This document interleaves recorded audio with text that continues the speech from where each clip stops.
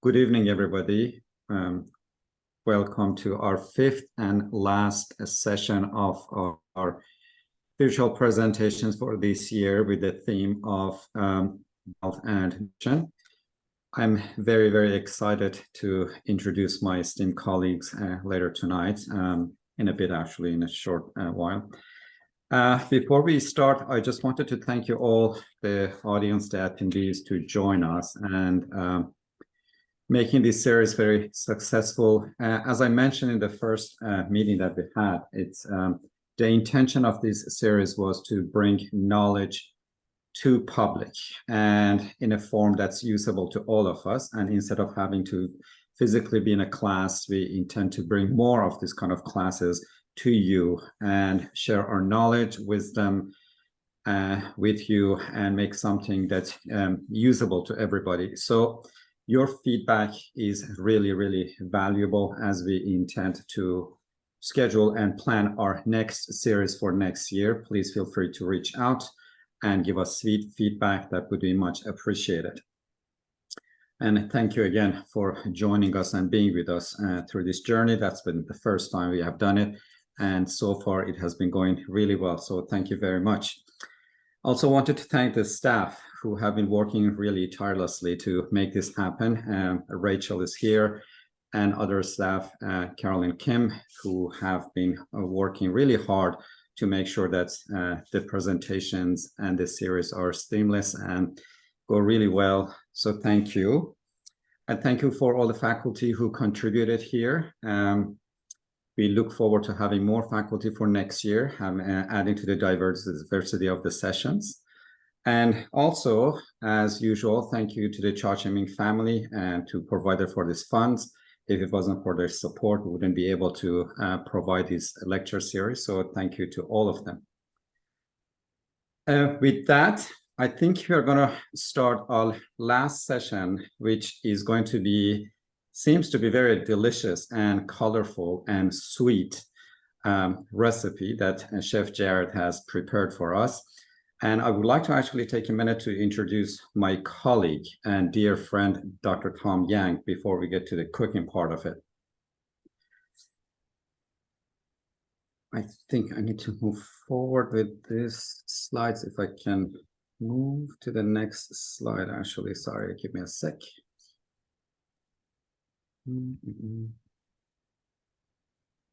Okay, oh, maybe go through here. Perfect. Just wanted to mention that the other series, if you haven't had a chance to attend the other series, they have been recorded. The recording is available. You can just go to the QR code and scan it to the recording of the other series, and you can watch the other series. Dr. Tom Yang, I don't know where to start. My history with Dr. Yang goes way back to when I was faculty at Bastyr University. I was thinking that what would be the best way to introduce him. So I'm just gonna give you guys my own version of Dr. Yang. When I was faculty at Bastyr, about 15, 16 years ago, it happened that Tom was my student at the time. And then he became my TA, teaching assistant. And then he took over the classes that I was teaching after I left Bastyr. And then he graduated as a naturopathic physician and also licensed acupuncturist and opened his practice, also continued being faculty at Bastyr University. Several years later, I chased him down and I asked him to join the National Certification Commission for Acupuncture to help the profession at a national level, and he gracefully accepted that invitation, and he has been a subject matter at the Biomedicine Committee at the NCCOM. And moving forward, after the Osher Center was established at the University of Washington, I reached out to Tom at some point and invited him to join my team. And again, he accepted, and he became one of the acupuncturists in the team. And recently, we have been very lucky and very proud, actually, that Tom has been accredited as the first naturopathic physicians to University of Washington through the primary care system. And he will be starting doing naturopathic consult for us starting in November. So congratulations, Tom. He is very well achieved and accomplished, and I am very proud watching this young man growing, and now he's one of my dear colleagues and helping me and the rest of the Osher team to expand the integrative medicine modalities throughout UW. So thank you for being here, Tom. Tom is very interested in pain management and stress reduction. In his practice, he brings naturopathic modalities and also using acupuncture to reduce the stress and bring homeostasis to the body. And his goal is to deliver individual treatment using a combination of modalities, acupuncture, herbal medicine, and manual therapy. And outside of clinic, Dr. Yan teaches for acupuncture and East Asian medicine at Bastyr University, and also enjoys gardening, traveling, and watching international films. So welcome, Tom. And the other presenters for tonight, we have Chef Jared, as you all know, and also Kelly Moreau, our registered dietitian, who's also one of the key members of the team who has been helping us a lot with putting this series together. So thank you, all of you. And with that, I am going to give the floor to Tom that can walk us through his presentation. So I'm going to stop here, and I see that Dr. Wong, Emil Wong, also joined us. I don't know if you're here or you're joining us from Hong Kong, but welcome. And as I mentioned, thank you very much to your family for all the support for this Cha Ching series. Tom, we're ready for you. Yep. Can you see my slides? Yes. Great. All right. Well, thank you for that wonderful introduction. Again, my name is Tom, and today I'm honored to be here to be part of this series, and we'll be talking about how food and mood interact with one another. Let me see again. I have to figure out how to advance this as well. All right. So as you can see in this diagram, the causality between diet and mental health is quite complicated and multifactorial. And so our food preferences can often be influenced by our psychological state, however temporary they may be. And so we reach for comfort food when we are feeling low and or when we're feeling stressed out. And so on the other hand, severe or chronic illnesses, whether it's physical or psychological, can also impair our food choices as well as our ability to prepare nutritious meals and sustain that nutritious lifestyle. And so on the other hand, though, eating a good quality diet can actually improve both our physical and mental health through many biological pathways, which my colleagues in the previous series have talked about through the gut-brain axis and other means. So let's talk about why do we reach for comfort food, and especially food that are really high in sugar and high in calorie when we're stressed out. So studies have actually shown that and hypothesized that actually both stress and also palatable food, and here we're going to call them comfort food, actually release endogenous opioids and reduce our stress response in the brain. However, over time, this pathway can actually become dysregulated, and so it leads to kind of a behavior of stress eating as a mean to self-soothe to actually produce more of those endogenous opioids. And then over time, this reward system actually gets strengthened, and then the inhibition actually becomes less and less effective. So let's break down by looking at the diagram here. And so on the left-hand side, you see that when we're under stress, our brain actually produces cortisol, which is commonly known as our stress hormone. And if we actually don't eat at that time, the body doesn't produce insulin, which is usually in response to food, and it doesn't store energy. However, if we actually do reach for some comfort food, our body actually produces insulin and actually store energy. And this actually provides a strong negative feedback loop to our brain. And that actually helps the brain to say, hey, you can stop producing cortisol now and reduce our stress response.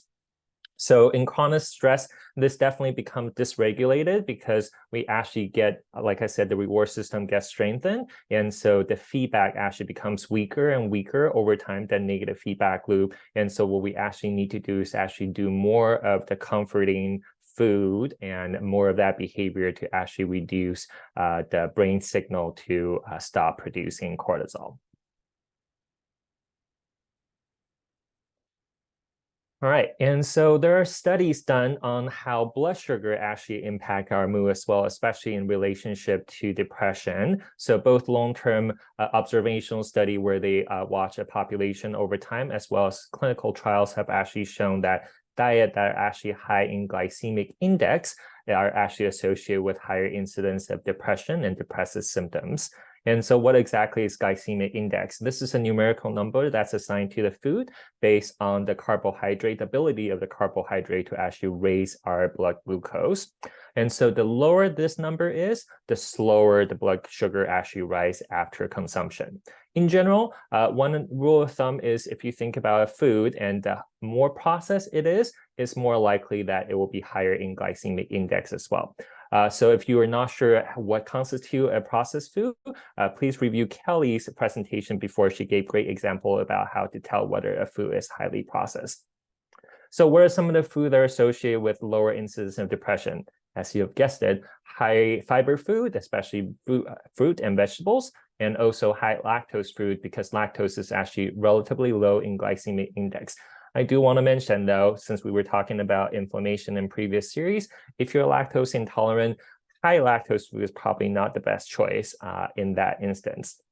What are some of the foods that are associated with higher incidence of depression?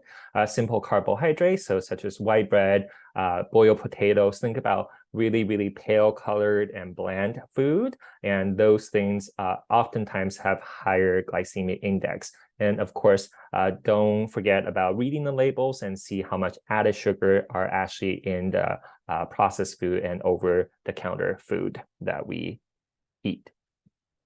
Of course, I always have to sneak in a cat picture whenever I can in these presentations. And so let's talk about what are the possible mechanisms that can underlie this phenomenon. And so one of the hypothesized mechanism is that when we eat something that is really high in glucose or high in simple carbohydrate, our body has a rapid increase in blood sugar. And then the body actually creates a compensatory mechanism through activating our autonomic nervous system. And then our body start producing insulin to lower our blood glucose really quickly. Once that blood glucose reaches a certain threshold, though, it actually, our autonomic nervous system starts to freak out and actually produce cortisol, adrenaline, growth hormone, and glucagon to try to raise that blood sugar back up again as quickly as possible.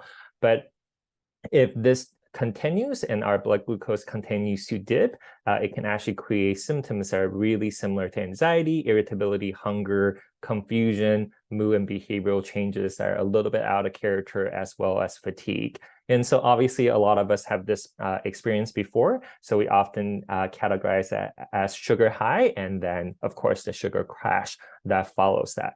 One thing that's really important to keep in mind regarding this hypothesis is that it's also hypothesized that over time, this can actually become easier and easier because our brain actually loves glucose. So it's going to try to minimize the times that it actually spends, in like not enough glucose environment. And so over time, we'll actually have this mechanism happen where the brain will actually kick in and produce insulin really quickly, and as well as kicking in some of the hormones that we talked about, such as cortisol, adrenaline, growth hormone, and glucagon quickly to actually raise the blood sugar. So what does that translate to in real life? That means people who are prone to this or habituate to this is going to have often mood swings, after eating a high sugar or a high simple carbohydrate meal.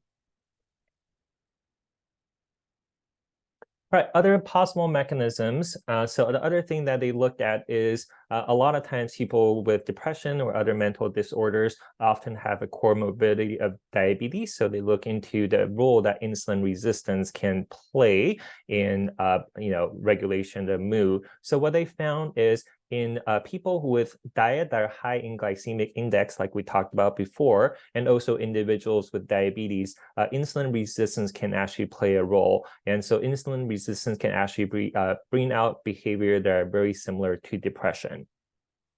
Lastly, and which is highlighting some of the concept that has been talked about in previous series, is that diets that are high in calorie and also saturated fat actually increase inflammation in our body. And previous talk highlights some of the things. So inflammation in our body can actually change the gut permeability to food, can change our microbiome, which is the bacteria, that healthy bacteria that lives in our gut, as well as create strain in our blood-brain barrier integrity. And so together, these can actually create neural inflammation and also cognitive dysfunction. And of course, these two types of diet can also contribute to cardiovascular and metabolic disease as well. So specific population that has been studied in terms of mental health and diet. And so overall, more and more study has come out. And so for general population observational studies, some of the reviews have shown that, again, diet high in fruit, vegetable, fish, whole grain, low-fat dairy, and antioxidants are protective and also reduce the risk for depression and slow down the onset of depression. And when it comes to studies that examine women and their dietary patterns, it shows that diets that are high in fruit and vegetable actually are protective for multiple psychological outcomes that are assessed, whether it's anxiety, self-esteem, distress feeling, depressive symptoms, depression, or actual suicide. And last one, this one is fun. So obviously when in college, there are a lot of temptations for junk food. So it's no surprise that they found a correlation between junk food to depression and anxiety. So the more junk food like someone eats, which is highly processed food, snacks, and candies, the more prone they're to depression and anxiety. You have probably seen this pyramid or something along this line many, many times throughout this series. And I just want to highlight, it's not necessarily you have to follow a Mediterranean diet, but it's Mediterranean-like. So some of the key concepts can actually be extrapolated to other cultural diet as well. So some of the key points are eating whole and unprocessed food. So fill half your plate with vegetables, especially ones that vary in color, and have fruit rather than juice or sweets as snacks or for dessert. And smaller portion of meat is usually healthy, and increase fish intake to about twice a week. And then fish is really high in omega-3 fatty acids that Dr. Bell has highlighted during the last talk. And then I think last time someone also mentioned, how do you know a seafood is actually sustainable or low in heavy metals? So I provided 2 links there. So please take a look if you want to eat fish that are lower in heavy metals. Lastly, healthy fat is also important. Obviously, in Mediterranean diet, the ones highlighted are extra virgin olive oil, avocado, and olives. But don't forget that there's also a lot of healthy fats in nuts as well. So especially omega-3 fatty acids are high in flaxseed, hemp seed, chia seed, and walnuts. All right, so this wouldn't be a good talk if we don't talk about the magical components we call polyphenols. And so they're flavonoids, ligands, stilbenes, and phenolic acids, and they're commonly found in a lot of fruit and vegetables. And so this can really help us with our mood in multiple ways. So some of the common ones you probably recognize are the polyphenols, such as like EGCG in our green tea, resveratrol in our wine, and also red skin grapes, as well as quercetin in our citrus fruits and also in our onion. So I do want to highlight too, before I go down and talk about the properties. So green tea is actually a great source of amino acid L-theanine, which actually provides a very relaxing effect. And it also modulates our neurotransmitters such as GABA, dopamine, and serotonin. And chocolate, of course, is everyone's favorite. A recent randomized control study actually shows consumption of 85% dark chocolate, so pretty dark, for 3 weeks actually improves mood, and it can possibly achieve that effect as hypothesized is due to a prebiotic effect that through the gut-brain axis that people have talked about before. So what are some of the beneficial properties of polyphenols? And so they're antioxidant and anti-inflammatory, so reduce the amount of reactive oxygen species in our body. It can be cardioprotective and lower our lipids, and also improves our gut microbiome. And lastly, which is the topic for today, is neuroprotective. So it decreases anxiousness and also as well as depressive behavior. All right, so the next thing I love talking about is thinking about, mood in a TCM lens. So how does traditional Chinese medicine view mood as well as food? And so there are different disease patterns that we won't get into in today's talk, but basically when we're looking at disease pattern, we're looking at the constellation of signs and symptoms, not just a diagnosis that someone walks in with. And so here are some of the common patterns in TCM that we believe can actually, cause mood disorders. So it can be emotional stress, which can actually stress out or damage the TCM liver. And I just want to highlight here, when I'm talking about liver, spleen, heart, I'm not talking about the anatomical organ, but more about the TCM organs and what they do in the body. And so long-term emotional stress can cause what we call liver qi stagnation. So one of the key symptoms is if you find people sigh a lot, we're feeling like there's a lump in their throat or in the upper stomach area, that could be a sign of liver qi stagnation. A long-term liver qi stagnation will actually create heat, and so people may become more anxious or irritable, or sometimes even red in the face when reacting to stressors. The other way of injuring and the body and causing more mood disorders, overthinking and overworrying. So in Chinese medicine, we look at this as impairing the spleen, which is important for our digestive function.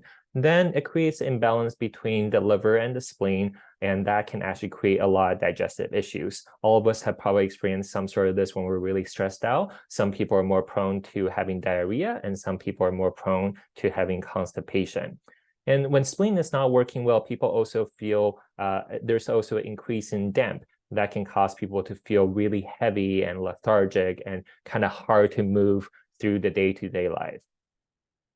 The next thing is overindulgence. This can be physical, this can be mental, and this can also be sexual, and this can impair yin and yang. And so in Chinese medicine, yin is more associated with the cooling function and then also nourishing the organs, and the yang is more the warming function and then also ability to do activities and then make sure all the organs work.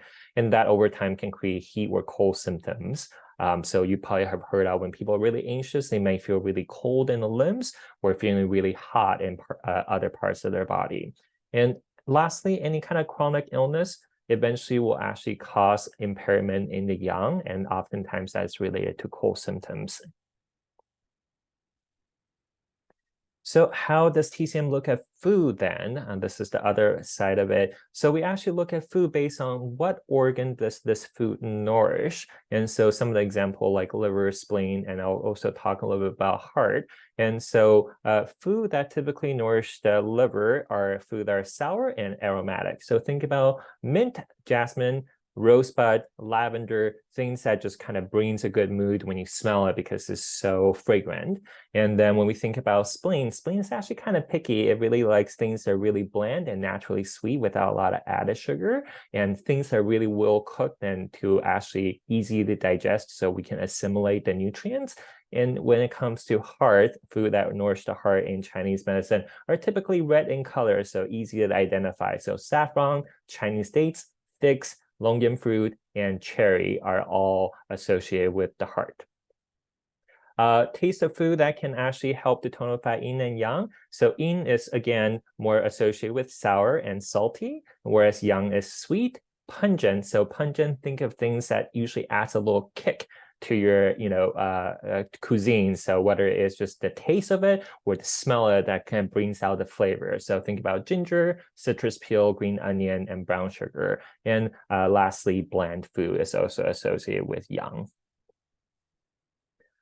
Then the next component that we look at when we think about food and how it affects our organs and also affect our constitution is the temperature of food. And so earlier I talked about when someone has a lot of liver qi stagnation, for example, they may be more prone to heat symptoms like red in the face, getting irritable, short-tempered. And so that time we want to do more cooling type of food. And when someone's cold all the time, then we do more warming kind of foods such as cinnamon, nutmeg, ginger, and fennel. And so one way to think about whether a food is warming is throughout culture, a lot of these are spices that we use around the holidays to actually kind of, have a warming function where we're all cold and bundle up. We like to have tea or, sweets or treats that are actually full of cinnamon and nutmeg. And then, of course, there's the neutral. So if someone doesn't have a lot of temperature variations in their symptoms, then neutral might be the best way to go.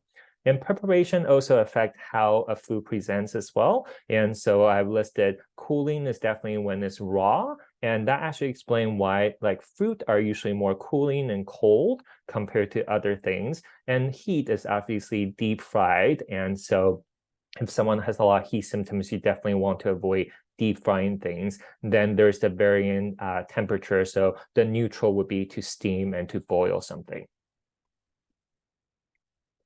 All right, let's bridge a little bit of the East and the West. So I took the food groups that we really encourage people to eat more of. And then now we're going to try to look at it from a TCM lens to kind of bridge the two a little bit. And so fruit, most of them are sweet and sour in nature, and they're cold to neutral in temperature. So it helps with the spleen and the liver, and also reduce the internal heat that can be generated from long-term stress. And vegetables are mostly sweet and bitter in taste and cold in temperature. And it's really similar to food, but just a little bit colder. And the exceptions are if you actually have things, again, they're a little pungent and gives a little kick, like chives, pepper, mustard green, green onion, garlic, and onion. Actually very, very warm vegetables, but those are definitely fewer compared to the rest of the vegetables. And obviously, like liquor and deep fried food are actually what we consider fa wu, which are food that can actually increase inflammation and allergic response. So for people with a lot of skin issues, or people with a lot of internal inflammation, either from a TCM perspective or Western medicine perspective, you really want to avoid a lot of like alcohol prepared food, alcohol, and also deep fried food.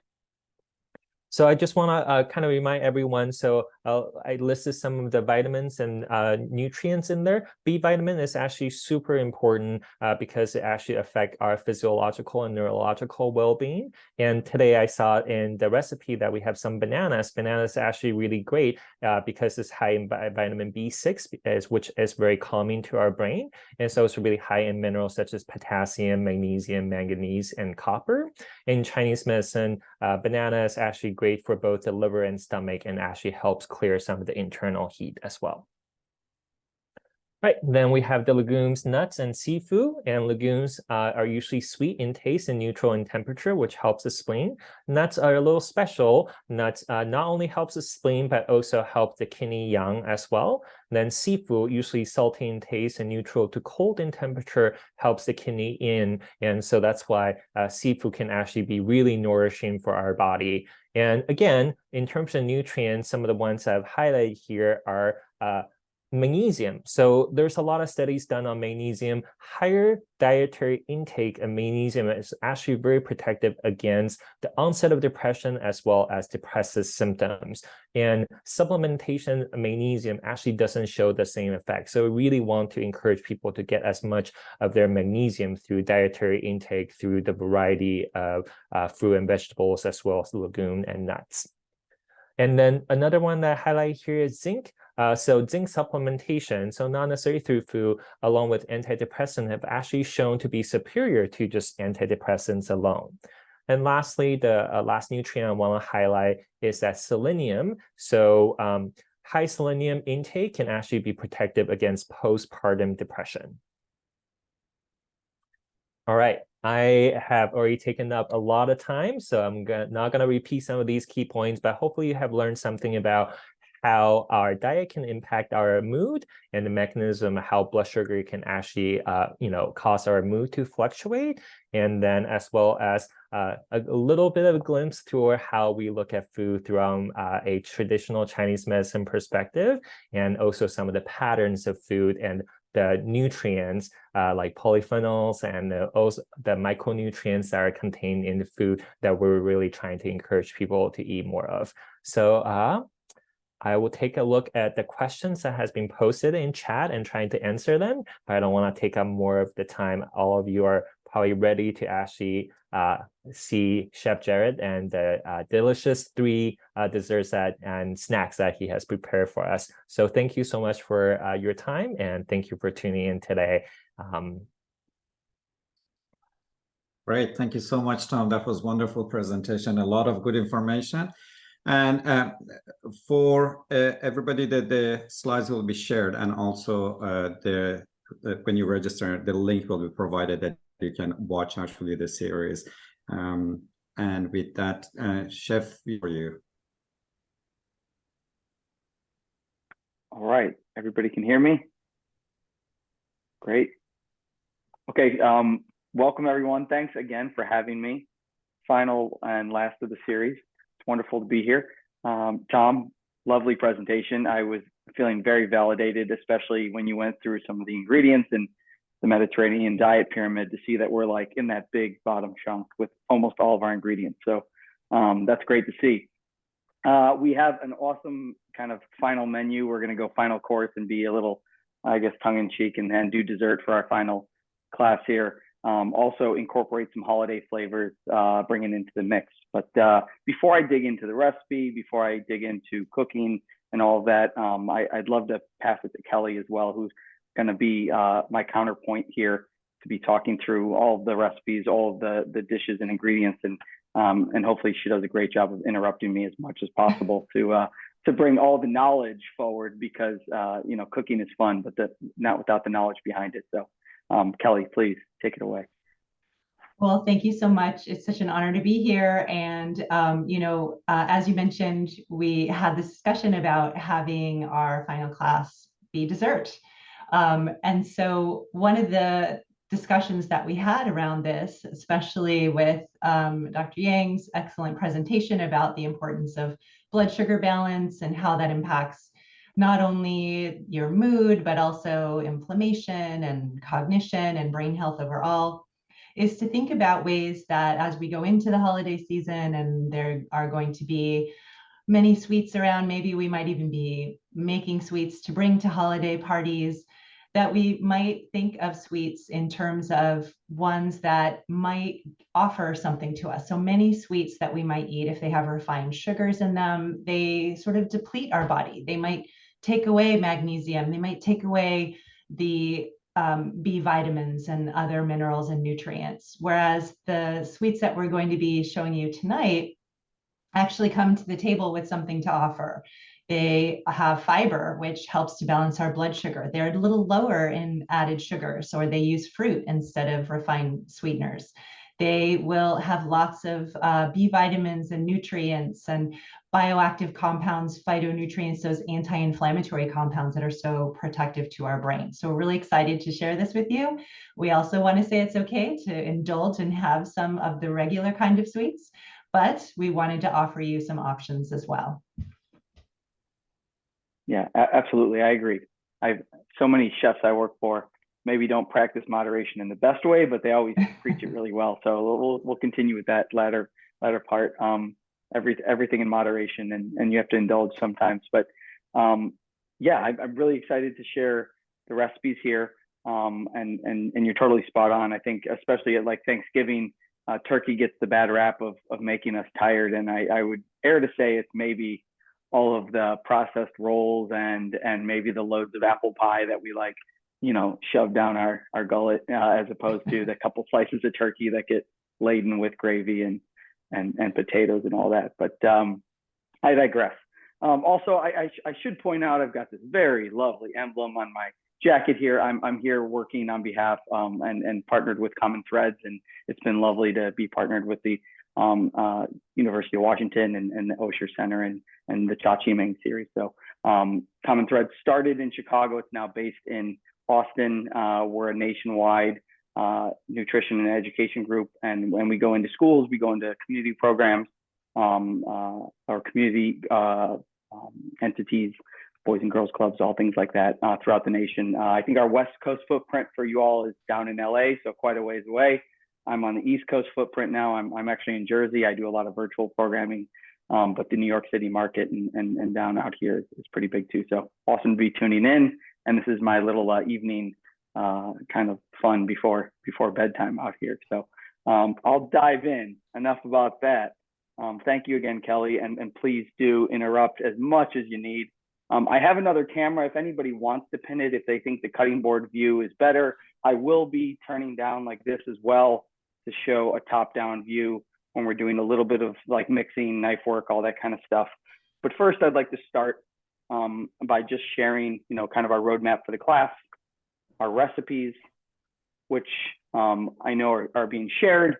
And these are all, you're going to find malleable to an extent. The foundational recipes are really great for people of all ages. A lot of these things we're teaching actually to youth in youth programs and young kids, and trying to instill good nutrition education and culinary skills at a young age. But I don't have any little ones here at home. I'm just us, and I enjoy all of these recipes when I'm cooking them and teaching them. So hope everybody does too, and a good crowd favorite. So we're starting with an avocado chocolate pudding. If you want to impress your friends, you can call it a mousse, because it's kind of like effectively same texture as a mousse. But this is actually can be vegan, and it's dairy free. And we're utilizing, again, a lot of fruit and natural sweetness in here. So we've got dates, avocados, banana, cocoa powder, going 100% unsweetened cocoa powder. You could incorporate some other, as we said, dark chocolate, even just to shave some dark chocolate as a garnish. 85% are up, right, Tom? Right. And then we've got vanilla as another core foundational ingredient here.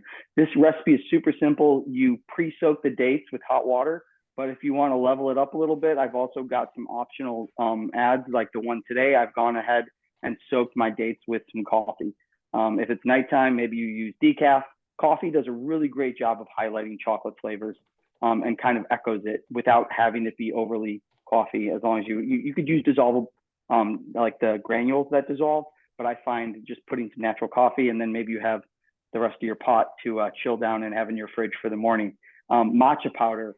Kelly, before I even move on, I know you're a big proponent and lover of matcha. I don't have it today because it would kind of clash with my coffee, but do you want to touch on matcha? I know we talked about other green teas as well. Yeah. Yeah, matcha is a preparation of green tea that is, it's a dried powder essentially, and so it's more concentrated. So you get a really high concentration of those beneficial polyphenols like Dr. Ying was talking about. They're so neuroprotective. And also it's a high concentration of L-theanine, which also Dr. Yang talked about, which helps to improve beta waves in the brain, which basically helps us feel more calm. So some people might find that when they drink green tea, they don't feel quite as jittery as if they drank coffee. And that could be one of the reasons. Although matcha is so concentrated that you can sometimes feel the caffeine, so I would be careful about it. But it's very protective and really a great addition to so many foods. But you can also just drink it as a tea or put it in smoothies. I do that a lot. Yeah. So for those of you that use matcha a lot and the matcha powder, you probably know your own level of what you like to put in. Sometimes if you even add too much of a powder, even like cocoa powder too, if it doesn't dissolve properly, it can get chalky. So I'm showing a tablespoon here to work into this recipe, which is a fair amount. I almost was going to air back, but I use it at your discretion. Again, caffeinated too, so be mindful of that if you're going to go and have a nice big bowl of this mousse. Often when I see it in culinary applications, matcha is paired with white chocolate, which actually really isn't chocolate to begin with. It's got the cocoa butter, but it doesn't have, correct me if I'm wrong, there's not the same polyphenol makeup of white chocolate, right, as dark as any kind of chocolate? Yeah, correct. Yeah. Right. So again, I'm not going to discourage you, indulge if white chocolate's your thing. I don't care for it, but I think matcha in here can still be really nice. The coloration might be a little different than you're used to seeing, as matcha desserts and treats and soft serve and all that becomes this, or a latte becomes this like, kind of vibrant, rich green. So take that as you will. We've also got, speaking of green, garnished with some mint. I think chocolate and mint, you think about peppermint flavors. There's even a mint variety called chocolate mint. It sounds like, Tom, you're a gardener. I know about a lot of people here probably have backyard gardens or herb boxes, you grow mint, it's a weed. It takes over. So it's a really good herb to grow and dry and hang, to bunch up and hang upside down. So you might have some mint here, and then you could have some dried mint to add into your pulverized into your matcha powder, even to kind of cut it and have a different flavor going on there. And then we've got a little side sub recipe, if you will, that I'm going to also show. I'm just going to poach some fruit really simply. I have pears today. It's kind of the tail end of stone fruit season. So you could do peaches, nectarines, pears, plums get a little soft. So if you're going to go for a stone fruit, you want something that's a little on the firmer side. Apples would even work here too. But we talked about turmeric before and saffron as well. So budget friendly, I'm going to go with the turmeric today. Saffron, you can also use it. A little pinch goes a long way in this, and you're going to see that we're just going to use a touch of honey. I kind of base the honey based on the sweetness of the fruit naturally. And then I've got a couple spices to add in there as well. Green cardamom pods and anise, star anise. So that'll be really nice. So that's our first recipe, chocolate mousse, chocolate pudding. This is a good all day, top it on your snack if you do yogurt, whether that's lactose-free yogurt or not, or coconut based, whatever floats your boat there. But this is a really great granola. You could have it in the morning. You could mix it, top it on breads or with some nut butter and toast. But in this application, I like the contrast textures. We're going with the soft, smooth, creamy pudding mousse. So to have the contrast of the crunchiness of our granola. So again, we're going to bring in some really nice seeds, nuts, spices, warming spices. So we've got a mashed banana actually goes into the background. If you're not opposed to putting egg in here, I always love to put a whipped egg white, one egg white for a batch of granola, because it helps get crispiness to the granola once it dries and cools. And you got a little extra protein there. You have the lecithin that's helping bind everything. You could get lecithin elsewhere, but you're not going to get the same crispiness from the egg white itself. So maybe, I don't know, test it out with the aquafaba, with the chickpea liquid if you have some extra one day, but haven't done that yet. But we've got olive oil. Our spices are going to be cinnamon, and I've also got some nutmeg and clove going in there, as you see at the bottom, some optional adds. And then my seeds and nut mix, aside from the oats itself, are going to be, I've got, we talked about flax seeds before. I've got sunflower seeds, sesame seeds. If you're not allergen house, I've got peanuts, pepitas as well, and some toasted coconut, unsweetened coconut, because there can be a lot of sugar packed into coconut sometimes at the store as well. I'll talk about hidden sugars. We'll reference that. And then lastly, cranberry chutney. Here I am on the East Coast, New Jersey, probably, I think, the biggest producing cranberry state. Maybe Michigan gets us. However, I couldn't find cranberries. We're like in a gap. All the frozen from last year ran out, and we're not quite there yet. So I've got some dried craisins and raisins to go in today, but I've got cherries. So I know we talked about cherries. We've got a similar flavor. So again, talk about recipe being malleable. We're going to do a cherry chutney here with some cranberry, with some raisins. I'm going to say right off the bat, we talked about this. We can just go ahead and lob the sugar off the top. You need some water to steep, but I've got sugar that's going to come through from this dried fruit. I've got orange juice that's going to be naturally sweet in the apples in here that you're seeing, that we're going to cook down, some apple cider vinegar, cinnamon, clove. I even am throwing in a chunk of ginger. I'm always of the mindset you can add, you can't take away when it comes to things like sugar and salt. Right? The only thing you can take salt away with is like a potato in a soup. This is not soup. You can't take sugar away other than just bulking up your recipe and diluting the sugar out.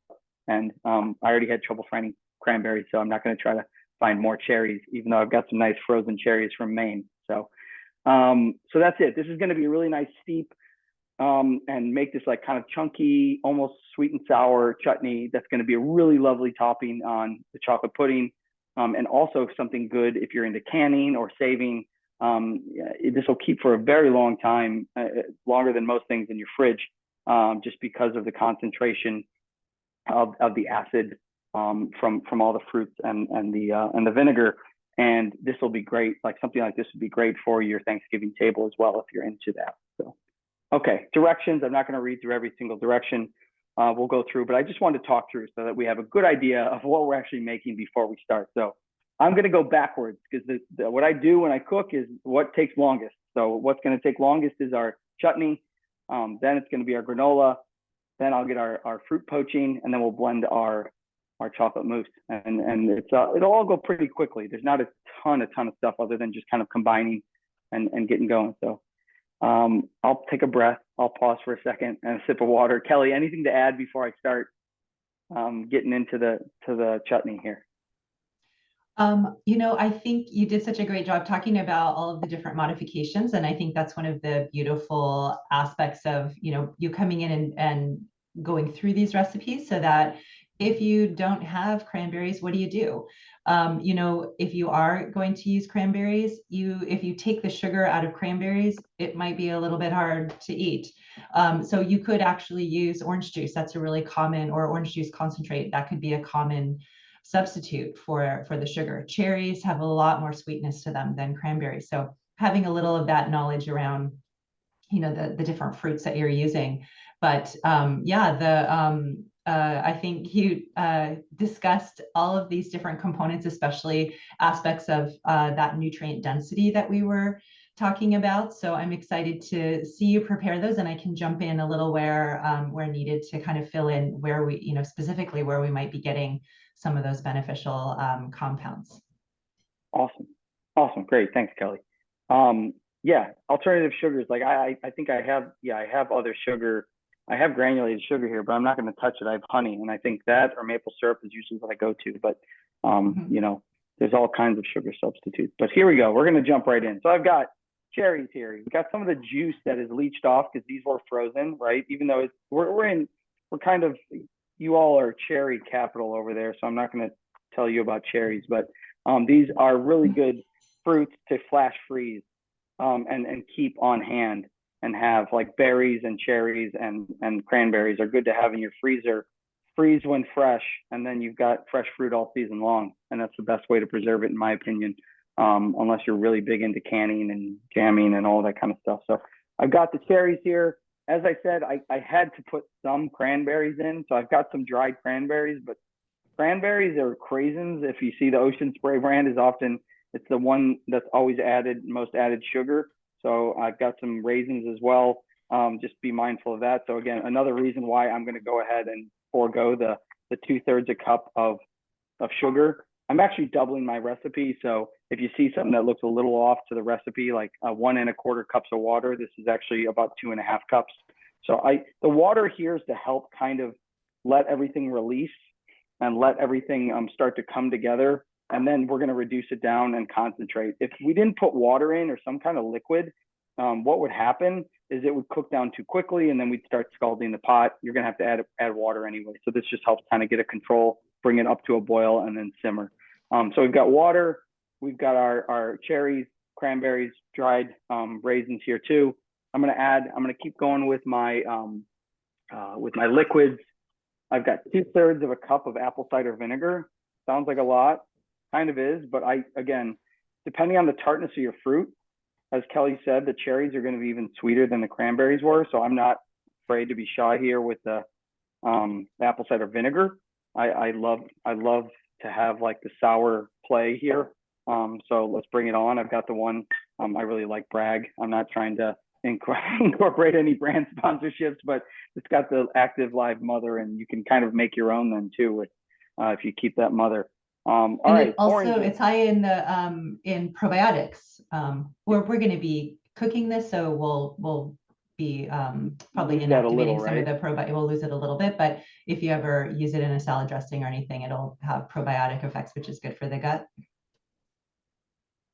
Yeah. All right. So I just peeled a little bit of the orange peel. What I've done is make sure to not take. I've taken very little pith here, and if I did take a little bit extra, you could very carefully kind of go and take your knife and shave some of that off if you're being very particular. If you got too much pith in here, it could turn the whole dish a little too bitter. So you see there, I just kind of carved off a little bit. That can get a little dangerous though, so it's not the biggest a deal. What I'm going to do here though is actually go through and just do a little julienne. I know we've gone through knife skills before, but we're going to pinch our knife here. We're going to wrap our fingers gently here. You don't need to grip it too hard. And then we've got our guide hand, which is our knuckles in, tuck your knuckles. And then we're going to make it just like kind of train wheel and just roll across. And what I'm doing here is nice little thin julienne. Go as slow as you need to. When it comes to like something cranberry chutney, like I'm an orange fiend. I just love it. It's like when I have garlic or ginger in a savory dish, I want to always at least double it. So with orange, I love to go and get some of the zest and the juice as well. So with here, I could take my microplane and zest it, but because we're going to cook this for a little bit, I've got this nice peel, and you notice I only took about maybe I took like 3 strips, a third of one orange of a cleaned peel, and I'm just going to dump that in there. And then from here, we're going to go ahead and carve. I like a serrated knife for kind of cutting fruits and the edges like this off the side. And I'm going to go ahead and just carve around the orange. And rather than like juicing this and worrying about, as long as you don't have any kind of like seed issue or tons of like fibrous membrane in here, I'm just going to double check to make sure I don't have any of that white. I can just carve it off. I'm going to go ahead and just chunk this up. So in this case, we're going to get all the juice, a little bit of fiber that's going to break down. So I can just go in here and just do nice rough chunks. I don't need to be perfect here because it is going to cook down. And because I'm doubling the recipe, I've got 2 oranges. So if I wanted to, I could go ahead and peel this whole orange and save that too. If you want to be really resourceful, you could shove that in. If you did use sugar, you could shove that in some sugar and flavor it. You could put it in with some oil, and you could have some nice orange oil to drizzle, which could be nice. Or you could do kind of dehydrate it or just let it dry out on top of a counter, and then you could have that for tea or for fire starters. Actually, all the essential oils are in here, so it's really nice. I could go ahead and kind of squeeze the peel a little bit. You've got tons of essential oils in the skin, right?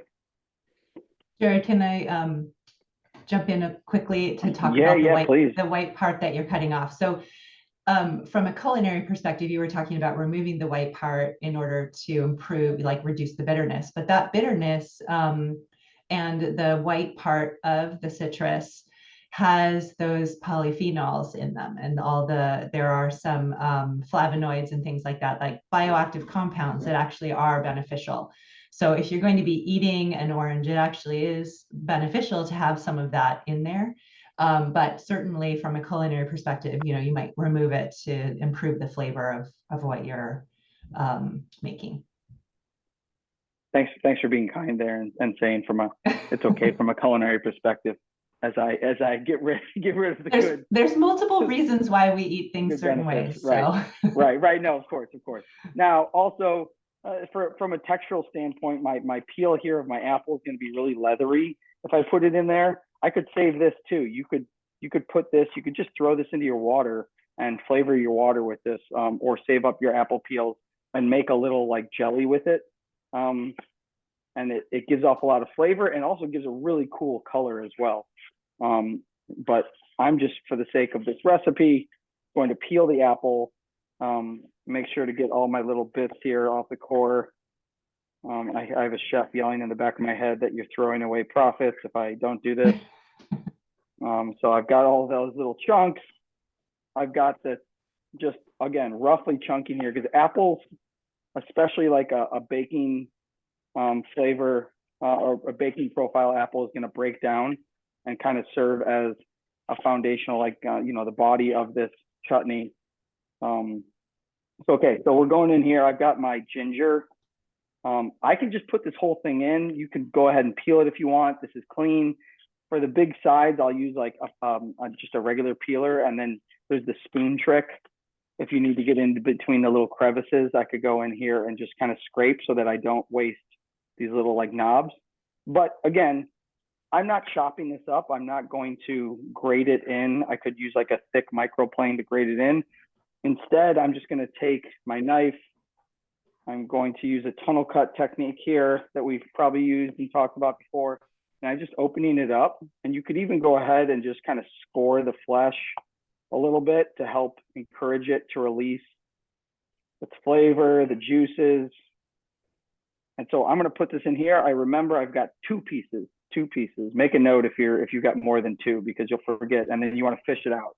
It wouldn't be the worst thing if you took a chomp out of ginger, but it's nice to remember so you don't go ahead and scare somebody with it. It's like finding a bay leaf in soup. It might be lucky, right? Okay, and then we're gonna go with cinnamon and cloves. So we've got a half, I'm doubling, so I've got a half teaspoon of ground cinnamon.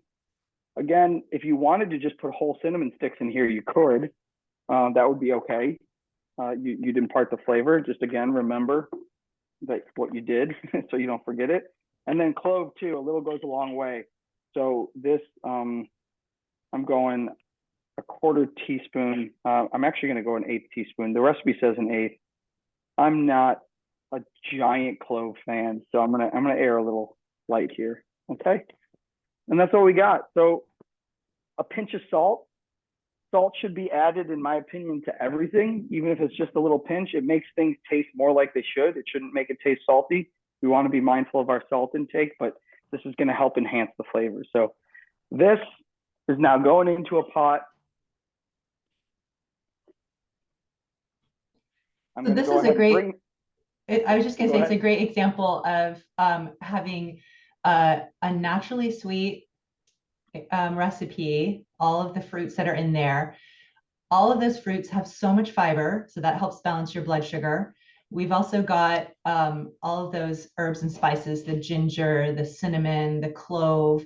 They all have compounds. What's really interesting about many of the compounds that are in them, like for example, cinnamon and cloves have something called eugenol, which can cross the blood-brain barrier, and it reduces inflammation in the brain, which we know that helps with decline of brain cells. We also know it's protective to the cells, and it also helps with reducing depression. So of course, these are delicious and they add so much flavor and interest to our food, but they have so many protective qualities as well. So it's, again, food that's giving back, or sweets that are giving back to us when we eat them.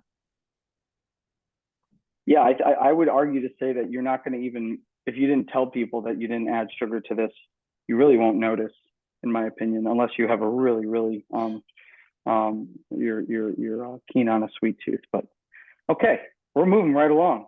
Let's make our granola. Okay, so the two base components, just gonna scroll on my side panel here to make sure that I'm not missing out on things. Okay, so bananas, again, to talk about making sure to maximize our natural sweetness. An unripe banana has less sugar, right? So and I'm sure a lot of you, if you make banana bread at home or muffins, that was always a tradition growing up. The bananas that are starting to get too dark and mushy or have a bunch of spots, you freeze. So this is a frozen banana. I've got a little bit of the juice. We only need a half of a banana here, but I go ahead and just squeeze it out. And this is going to be concentrated with about as much sugar conversion as you're going to get out of a banana. So that's really nice there too. I can kind of air back on sugar yet again, because I'm making sure to harness what I've got. I just put that egg white in. So remember we talked about egg white. This is optional, but I always like to go ahead and just whip the egg white first to break those cell walls and give it a little bit of frothiness. You're not whipping it so much to give like volume to the granola. Obviously, it's not going to like puff up. It's not like you're making a cake or anything like that. But now I'm just going to go ahead.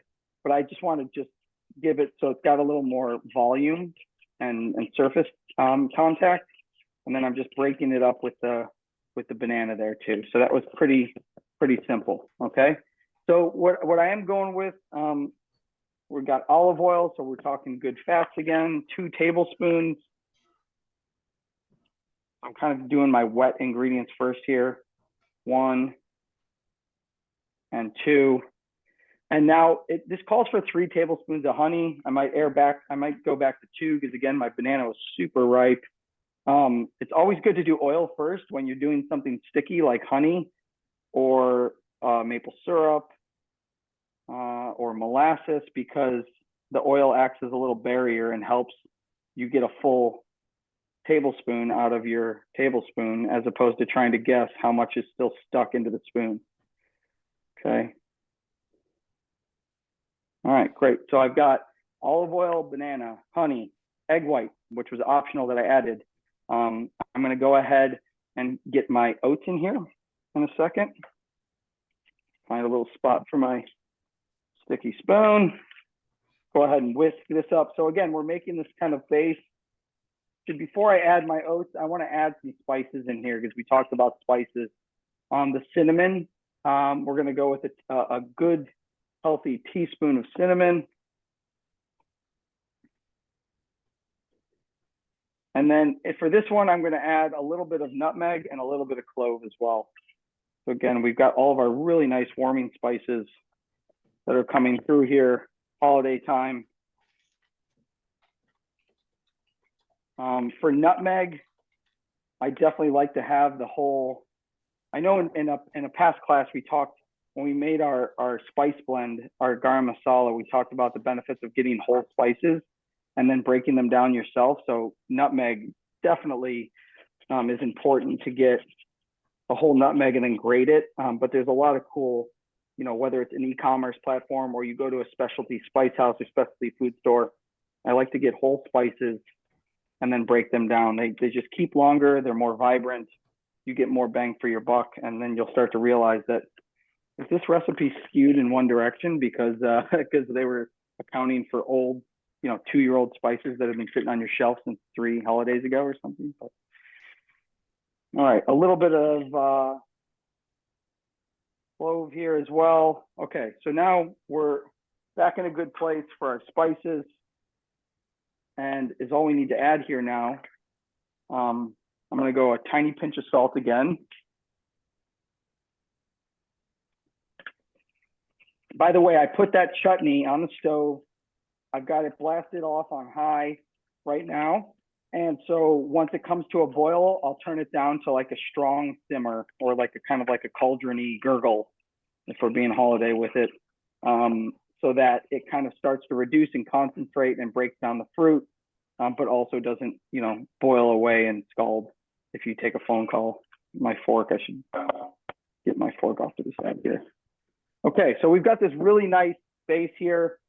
Some people might even add like cracked black pepper or cayenne in here because they like a little bit of spice, but I think especially with chocolate, actually, that could work really well if you had just like a pinch of cayenne or chipotle.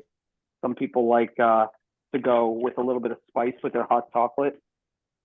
Very traditional in certain parts of the world, in Mexico in particular, to have spices worked in with chocolates, whether it's a beverage or like something like a mole. Chef, okay, so then sorry, yeah. Chef, there's a question here in the chat. They said, do you recommend olive oil over walnut oil?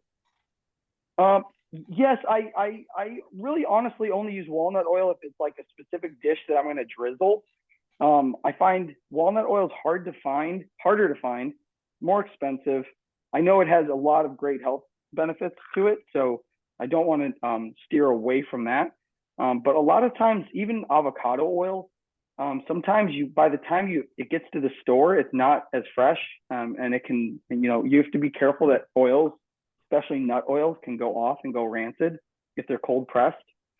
So that's my take. I love olive oil. It's readily available. And then for cooking as well, with light cooking, because I wouldn't cook with walnut oil, so it's not as versatile. I think that's my take. But it's a taste preference, I think, too. I think if you keep it in the refrigerator, it lasts longer as well. So as long as, you know, I think if you combine an oil like that with food, it will protect it a little bit more than if you put, say, walnut oil into a skillet. I mean, any oil will be damaged if you use high heat, but you can protect it a little bit more by keeping it in the fridge. If you put olive oil in the fridge, it'll get solid in some respects, so it'll be harder to use, but you could keep walnut oil in the fridge. It's a little bit more unsaturated. Great point, Kelly. Thank you. Because I keep things like sesame oil in the fridge as well. And if I had avocado oil, I'd keep that in the fridge. So Yeah, great point. And same with nuts and seeds. I keep them in the freezer if I have them in bulk, which often I'm buying them in bulk, because I don't want the oils. And I think it's very important, in my opinion, to buy things that are untoasted, unseasoned. I can always add salt. I can always toast them. And what happens if they're pre-toasted? They're going to go rancid faster because the oils have come to the surface and it's been extracted, that good essential oil that we want, but it's going to go off quicker. And then again, you don't have any control over it. So if you take one extra step and just dry toast, it's really not. In this case, we're going to be toasting them in the oven. So we're good to go here. My chutney's coming to a boil. I'm going to give it a little stir and turn it down. It's already smelling great in here. Highly recommend, even just for the smells. So I put in about 2 good tablespoons of toasted coconut, a good tablespoon of flaxseed here. Flaxseed also will help kind of serve some binding. I've got pepitas. I'm going to do 1 cup total of my other seed and nut mix that I have here. So I've got some sunflower seeds, some pepitas. So we're just going to kind of do a fun mix in here. And then this is a mix of peanuts and sesame seeds, white sesame seeds in there. So I've got a full cup. We're going to go right in. And that's everything. So we've got our oil, banana, honey, egg white, our spices, which are cinnamon, nutmeg, clove. And then we've got our nuts and seeds here. Walnuts would be really great in here though too. And a little bit of walnut oil would definitely benefit. But yeah, for the reasons that I don't have it, I just don't have it. Okay, cardamom would be another one, but you'd want to have ground cardamom is the other one I referenced.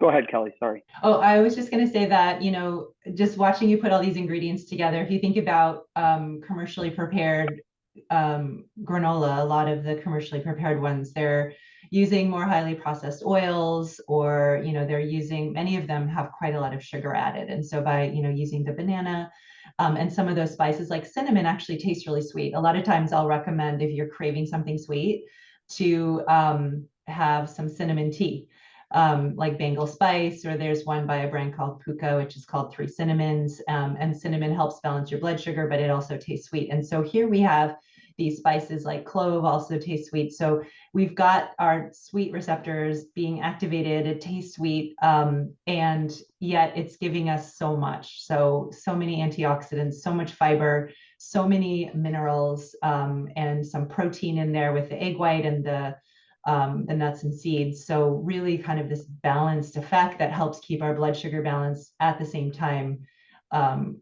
tasting sweet and just being really amazing in terms of the crunch and all of that. So yeah, absolutely. I mean, it's, without gabbing away, I could have made it twice as fast, right? And so could you. This is not rocket science. It's just a matter of having, as we say, your mise en place. You're gathering your ingredients and being set up for success. So this changes your granola game. It'll make you actually want to have some nice granola that's not, over sweetened. The banana really is just like a background flavor and binder here. So here we go. I'm going to go ahead, 350-degree oven that I've preheated. If you want to get a little bit of more color on it, you can use the convection setting, but just keep an eye on it. You may have to stir just a little bit. We've got that in the oven. So, okay, chutney going, granola going. We're catching up a little here. I think we will, just to be transparent, we will probably go just a touch over in time. Everybody's okay with that? Jared, I was just going to say, with the granola, there's one other seed that you could add in. It's one of my favorite seeds to include because of its nutrient density, are hemp seeds, or sometimes called hemp hearts. Oh, yes, yes. So really high in protein. 3 tablespoons gives you your whole day supply of magnesium. And as Dr. Yang said, that's so important for making neurotransmitters, to help with depression. It also helps to reduce inflammation in the brain. Reduces blood pressure. I mean, magnesium is so important for so many things. And also a great source of omega-3s, really high in omega-3. So I love hemp hearts, and that could be another great addition to this granola. Yeah, I actually, if I didn't use my hemp seeds for an event I just had, I would have put some in. I tried to pull out the pantry. So we're moving on to our poached pears. We're going to do a little poached fruit. This is super simple. And actually, this can be a dessert in itself. You can just have some nice poached fruit and it's liquid.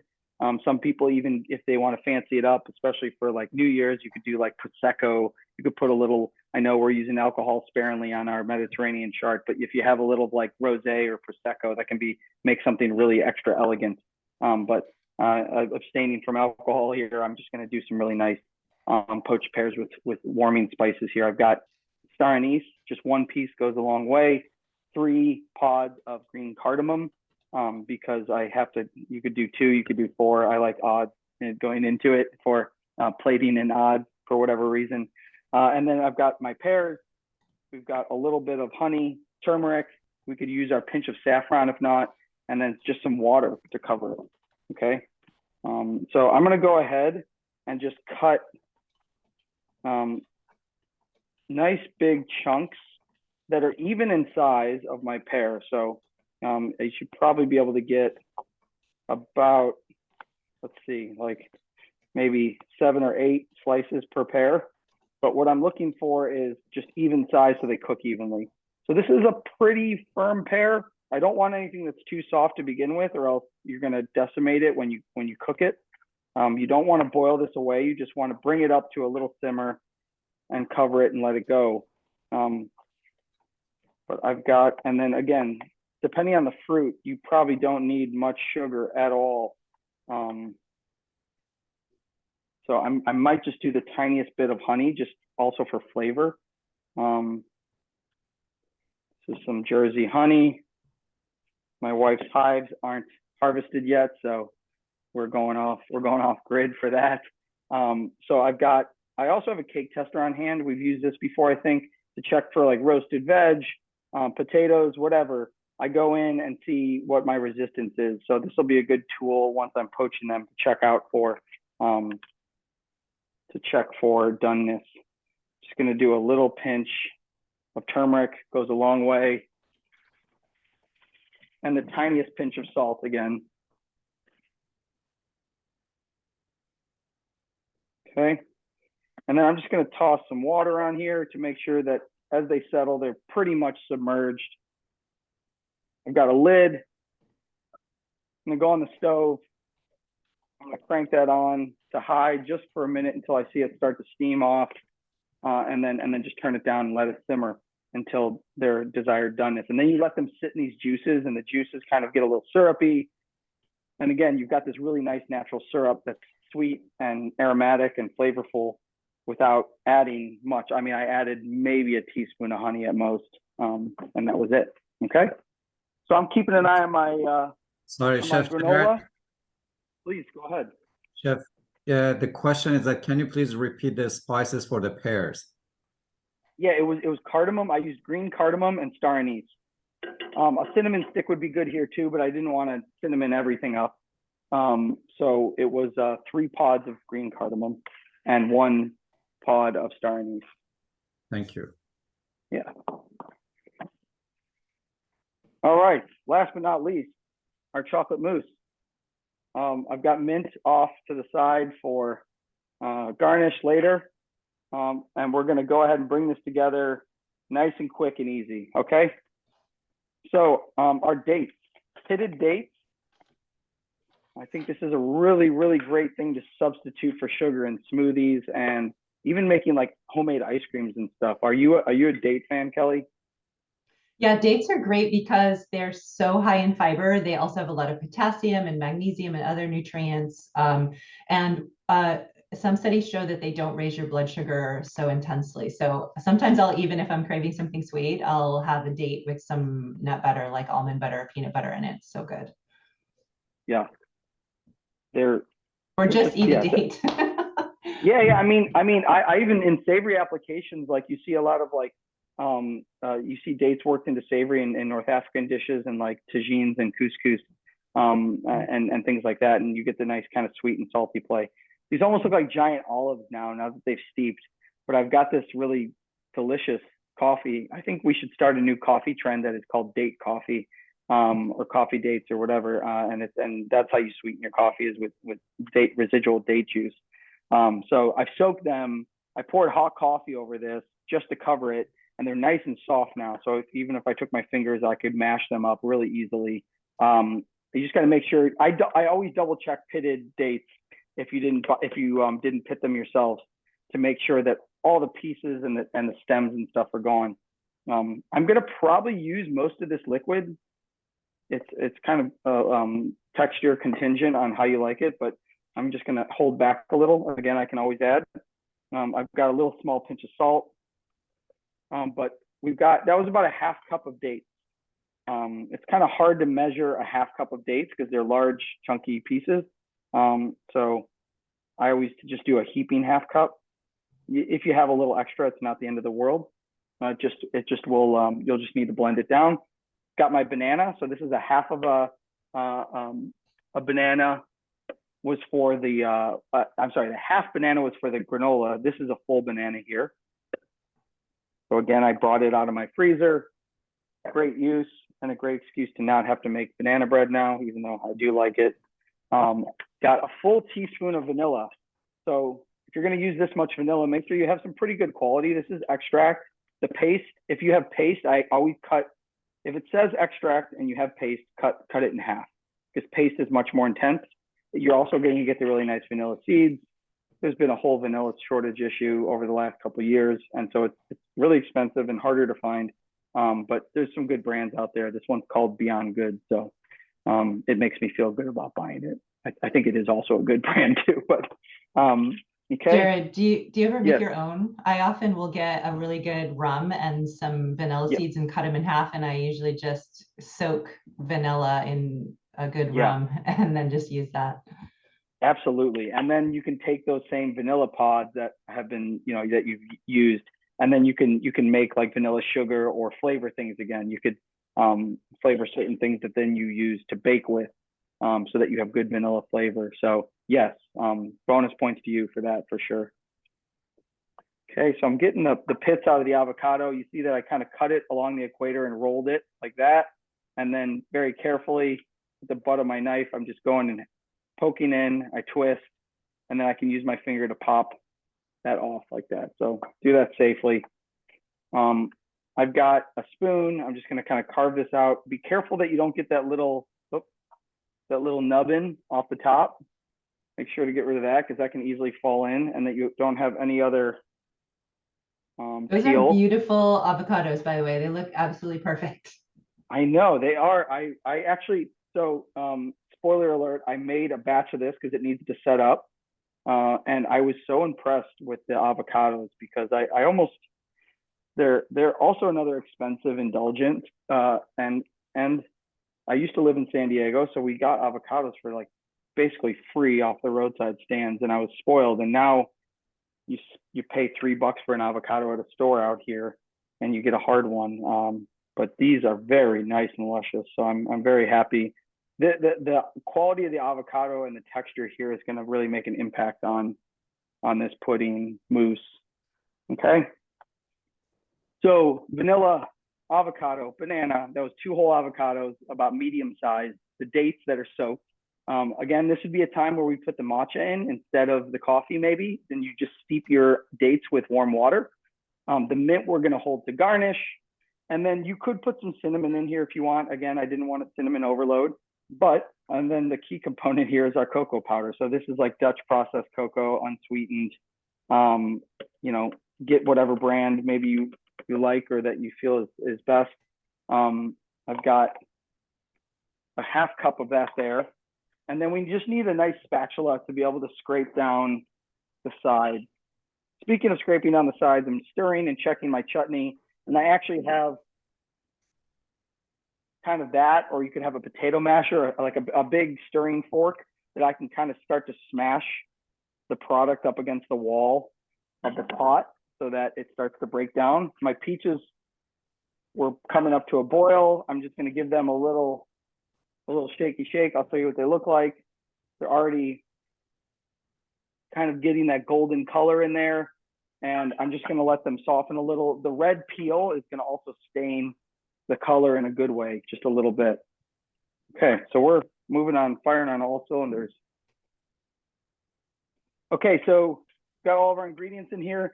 I've got my extra coffee here handy, and I've got a spatula so that I can scrape down, because you definitely need to give this a couple different mixes. I'm going to go ahead and fire this up.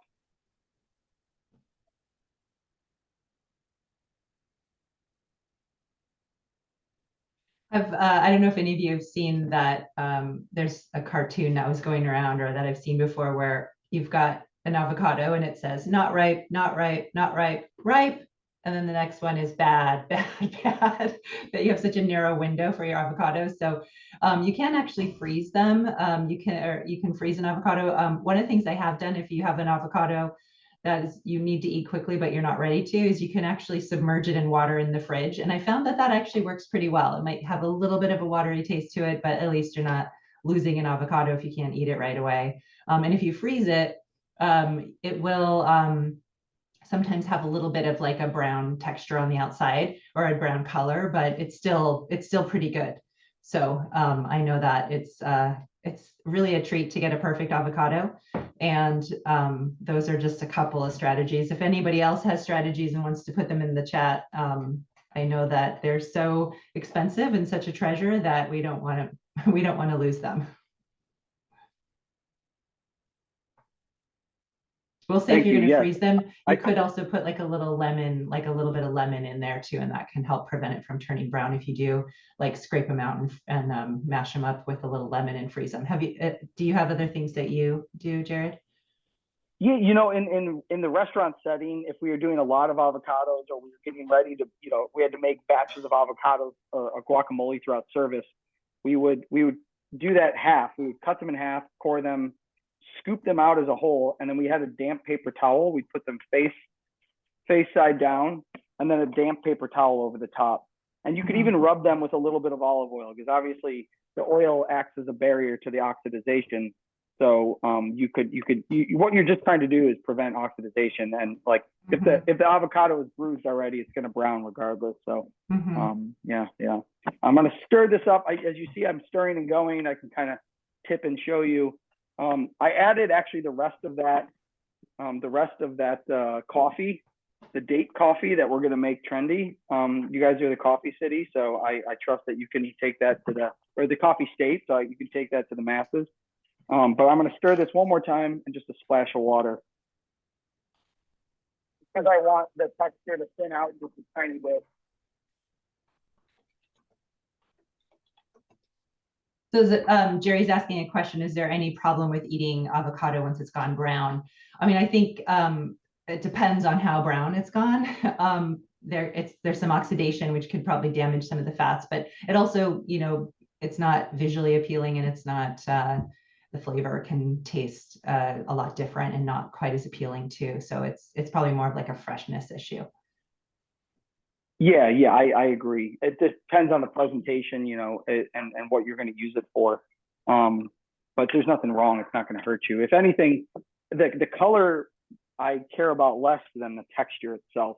It's the texture that sometimes the overdone avocado starts to be kind of mealy and a little gnarly in terms of the texture. Okay, we're just about ready to bring this all home. That's why I'm clearing here. I'm going to bring out the mousse that I had made before. I'm checking my pairs here for doneness, so I can bring everything back to the camera. These are really, yeah, great. These are already lovely as is. Our granola is looking good. I wish we were having a live class so we could taste all of this. I know, right? Here we go, granola. I have a little bit of granola made ahead, because, you know, while I want to use the exact stuff that I've made, I also want to be mindful of, like, you know, putting ideally you wouldn't put a bunch of hot things on top of the cold mousse, because you kind of lose a little bit of warm cold play is nice. If you make that mousse and you bring it someplace, nobody's going to believe that it's made out of avocados. No, not at all. Look at the color. This is the same exact thing that I just made. And then you can I take a spoon in water here, and then when it's cold, you can go ahead and just kind of scoop and do that dollop on top, and you get that kind of like creamy nature to it.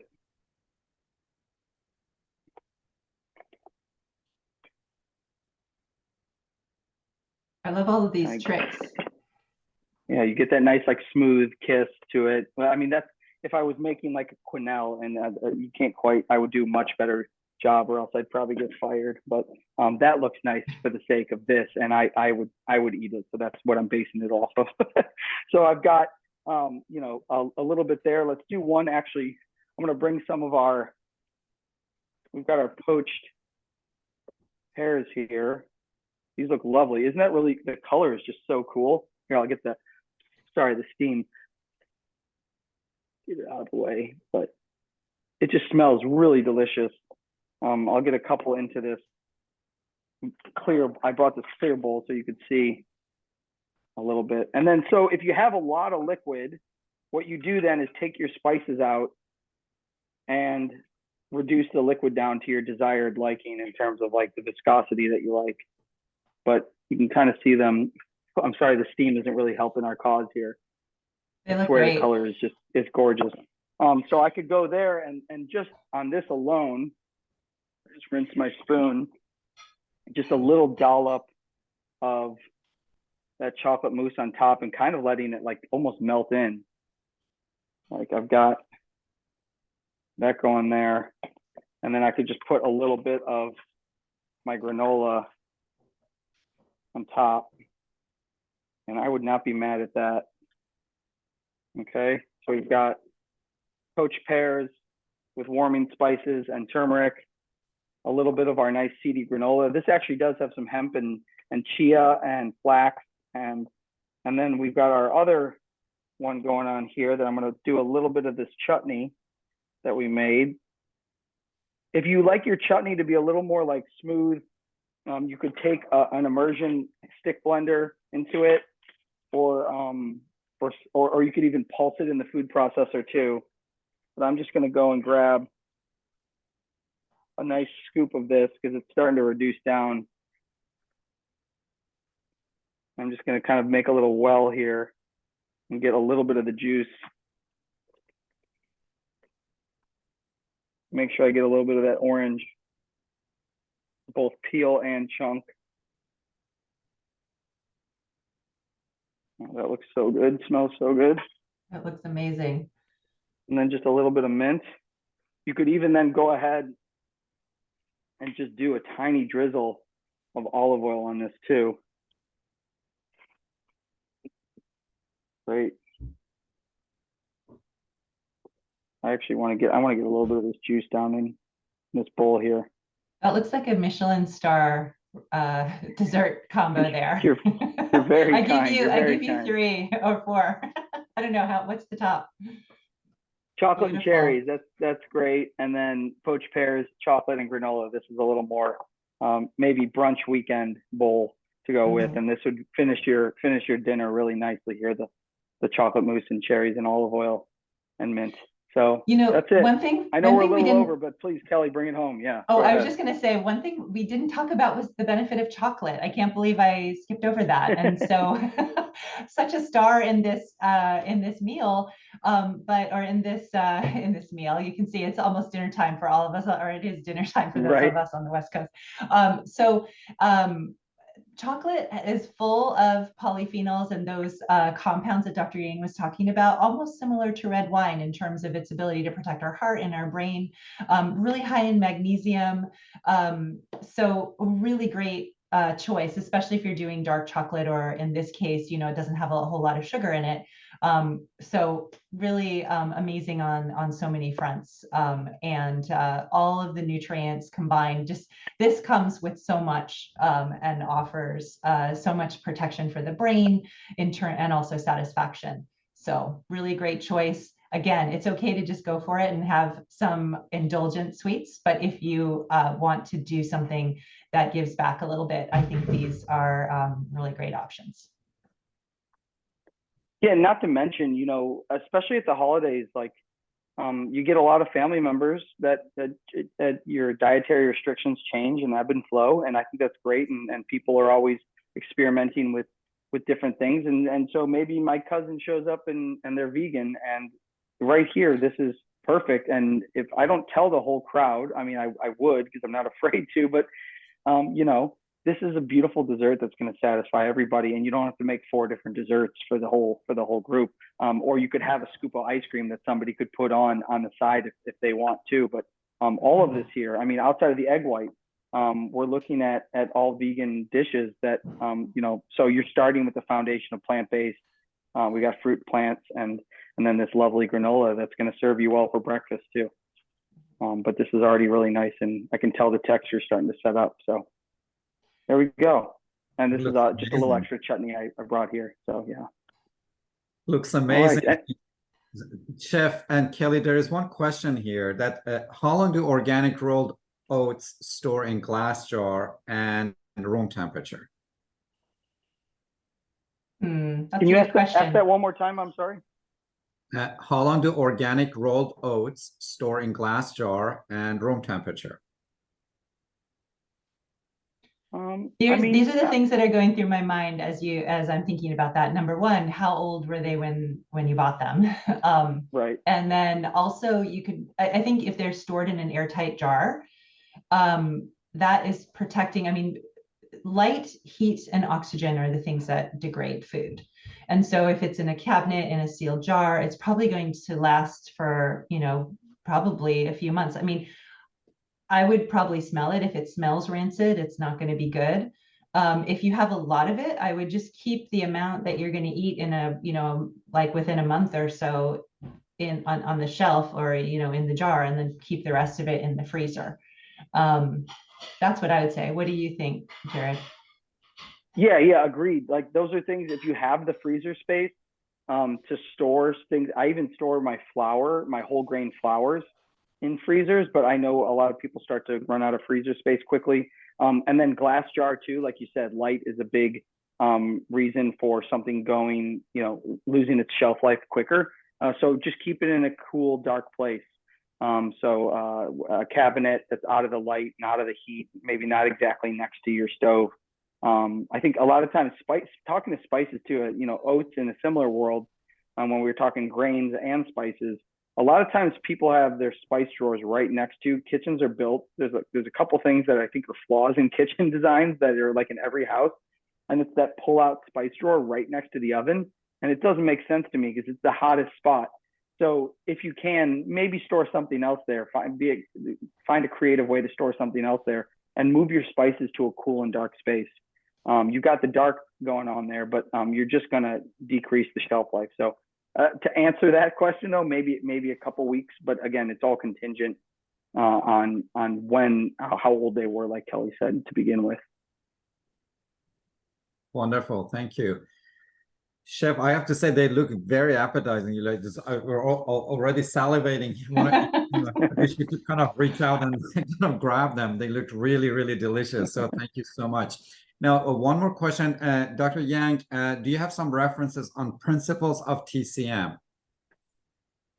There's a lot of textbooks out there. I don't know if there are a lot of like, just for a lay audience. The one that I sometimes will recommend is The Web Has No Weaver. That definitely does talk about some of the key principles and patterns that you can see in TCM. So that would be a good one. And there are a lot of books out there that just talked about other traditional medicine, and a lot of them does touch on TCM, the 5 phases, the organs, and then also the disease pathology, and as well as some of the food therapy, principles that we touched on today. Thank you. Yep. It's actually a very good question, and it's very difficult to answer because when we go to acupuncture school, it takes 3-4 years to actually go through all of it. I remember from the time I was in acupuncture school, there's a very good book if you're interested in energetics of food from Western and Eastern perspective. It's a book by Paul Pitchford. Paul Pitchford had this book that I really enjoyed reading it. I don't know if it's in market or not. But is it The Healing with Whole Foods? Yes, Healing with Whole Foods. So that would be a very good book to look at. And it starts with very basics and then kind of goes more advanced as you read through chapters. So with that, I think we come to the conclusion of our Cha Chi Ming series. And I really hope that there was something that we all learned. It was really enjoyable going through the course with all of you. from the audience, attendees, and faculty staff. So thank you so much for being with us. And please feel free to give us feedback. We will be having another series for next year.